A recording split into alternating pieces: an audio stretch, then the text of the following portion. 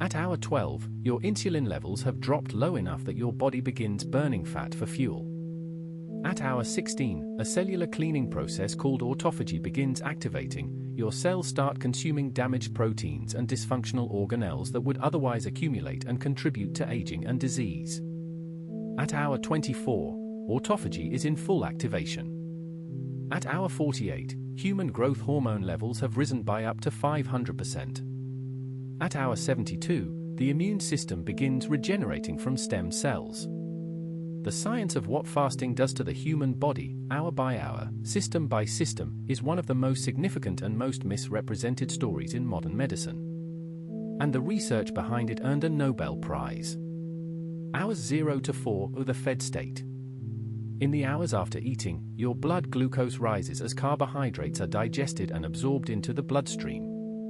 The pancreas releases insulin, which signals cells throughout the body to take up glucose for energy. Excess glucose is stored as glycogen in the liver and muscles. Any remaining excess is converted to fat. During this period, your body is in an anabolic, storage-oriented state, building, storing, and repairing. Growth hormone is relatively suppressed. Fat burning is minimal. Autophagy is essentially off. Hours 4 to 8, blood glucose begins to return to baseline as cells consume the available glucose and insulin levels fall. The body begins drawing on glycogen stores in the liver to maintain blood glucose between meals. This is the normal fed to fasted transition that happens every night while you sleep. Hours 8 to 12, glycogen stores begin to deplete. As liver glycogen falls, the body begins increasing fat mobilization, releasing fatty acids from adipose tissue into the bloodstream to be used as fuel. Insulin levels are now low. Glucagon, insulin's opposing hormone, rises, signaling the liver to begin producing ketones from fat. You are approaching the metabolic shift that defines fasting. Hour 12, ketosis begins. With glycogen substantially depleted and insulin low, the liver is now producing measurable quantities of ketone bodies, beta-hydroxybutyrate, acetoacetate, and acetone, from fatty acids. These ketones are an alternative fuel source that the brain, heart, and muscles can use in the absence of glucose. The body has shifted from a glucose burning to a fat burning state.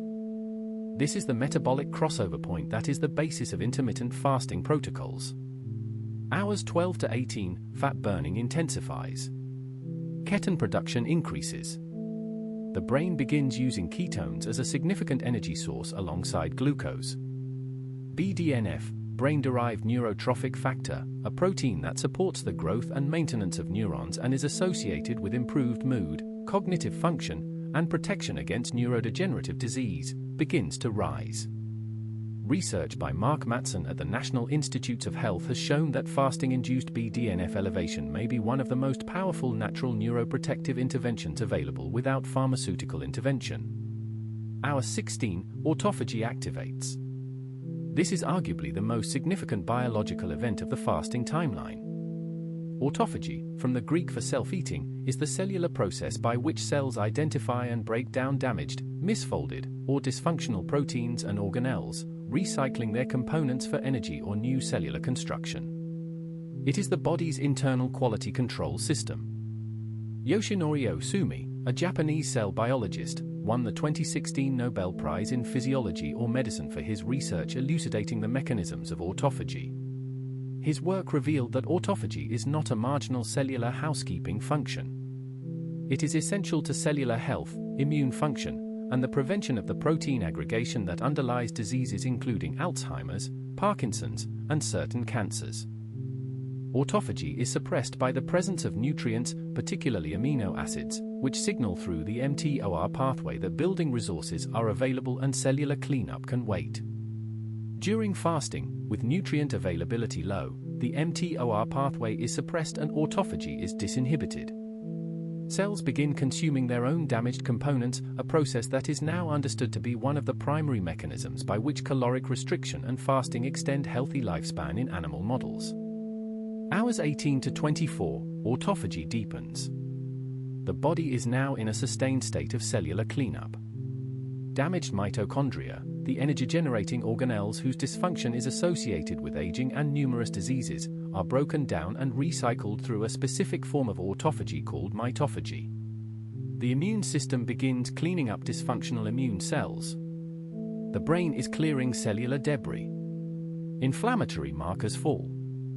In animal models, this phase of fasting-induced autophagy is associated with reduced tumor formation, reduced neurodegeneration, and extended lifespan. Hour 24 to 48, growth hormone rises dramatically. Human growth hormone, normally secreted in pulses during sleep, rises substantially during extended fasting, reaching levels 500% or more above baseline in some studies. Growth hormone during fasting serves a protein-sparing function. It signals the body to preserve lean muscle mass even as fat stores are being consumed for energy. This is the primary reason that the feared muscle loss during fasting is substantially less than most people expect. The body has hormonal mechanisms specifically designed to protect muscle during periods of food scarcity. Hours 48 to 72, the immune and metabolic benefits intensify. Stem cell activity in multiple tissues increases as the body shifts resources toward maintenance and repair. Research by Walter Longo at the University of Southern California, studying extended fasting and fasting-mimicking diets, has shown that 72-hour fasting triggers a significant reduction in circulating IGF-1, a growth factor associated with cancer cell proliferation, and induces a regenerative state in which old and damaged immune cells are broken down and replaced with newly generated cells from hematopoietic stem cells. Longo's research has shown that cycles of extended fasting can substantially rejuvenate the immune system, with potential implications for cancer treatment, autoimmune disease, and age-related immune decline.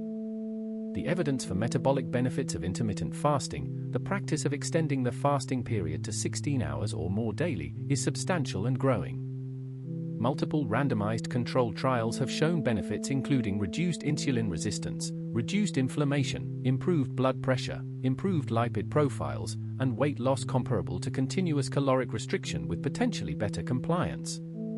The benefits appear to derive not merely from caloric reduction but from the specific metabolic and cellular effects of the fasting period itself, the ketosis, the autophagy, the hormonal changes, that do not occur when the same number of calories is consumed continuously throughout the day. Fasting is not without risks. Extended fasting without medical supervision can cause dangerous electrolyte imbalances. Refeeding after extended fasting carries its own risks. People with certain medical conditions, diabetes, eating disorder history, pregnancy, certain cardiovascular conditions, should not fast without medical guidance. But the science of what fasting does to the body, hour by hour, is clear. It activates biological processes that evolution designed specifically for periods of food scarcity, processes that, when activated periodically, appear to promote cellular health, metabolic efficiency, and longevity in ways that constant feeding suppresses.